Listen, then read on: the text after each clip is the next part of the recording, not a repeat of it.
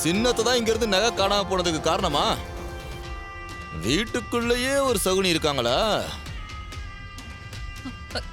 இல்ல, இதுல ஏதோ சதி இருக்குக்கா. நகை நான் எடுக்கல.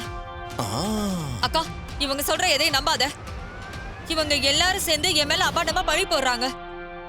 நகை காணாம போனதுக்கு எனக்கு எந்த சம்பந்தமும் இல்லக்கா. சின்னத்த இப்படிலாம் சொல்லி தப்பிக்க முடியாது.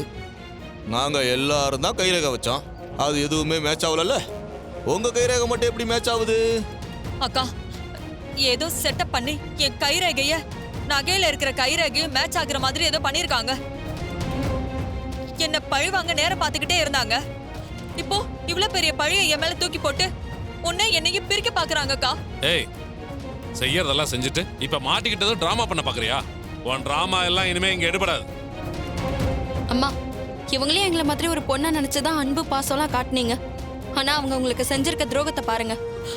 அக்கா, இவங்க எல்லாருமே இந்த டிரைவருக்கு சப்போர்ட்டா இருக்கிறவங்க. என்னை எப்படியாவது இந்த வீட்டை விட்டு துரத்தணும்னு பாக்குறாங்க. இவங்க சொல்றத வச்சு என்ன எதுவும் தப்பா நினைக்காதக்கா. என் தங்கச்சிக்கு கோயில் நகையை திருடணுங்கிற அவசியமே இல்ல. இவ மேல பழிய போட்டு நீ நல்லவன் வேஷம் போட்டா நான் நம்பிடுவேனா? முதல்ல நீ வெளியே போ. அப்படி சொல்லுக்கா. உனக்கு நான் துரோகம் பண்ணுவேனா?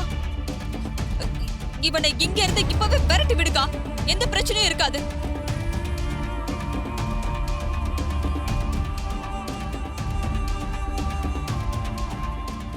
சார், நாங்கள் வரோம் சார். Okay, thank you sir.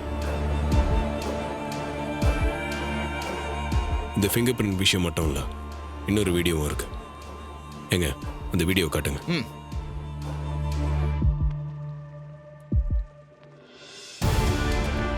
பாருங்க. பழங்கால நகைய 100 பவுன ஒரு இடத்துல கொடுக்க சொல்லி இருந்தேன்.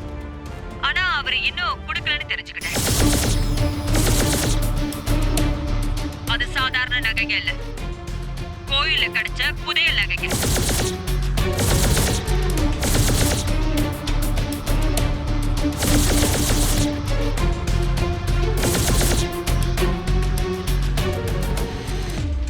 இந்த கோவில் நகைங்க முழுக்க எனக்கு தான் சொந்தம். இத அடைய நான் எவ்வளவு கஷ்டப்பட்டிருக்கேன் தெரியுமா?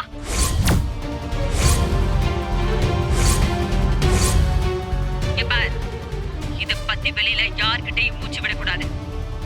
அப்படி ஏதாவது வெளியில தெரிஞ்சது, உன் குழந்தைங்க 2 பேரும் உயிரோட இருக்காதுங்க. பாவி, எல்லாத்தையுமே வீடியோ எடுத்து வச்சுட்டானே. இன்னைக்கு நாம தப்பிக்க முடியாது போல இருக்கே.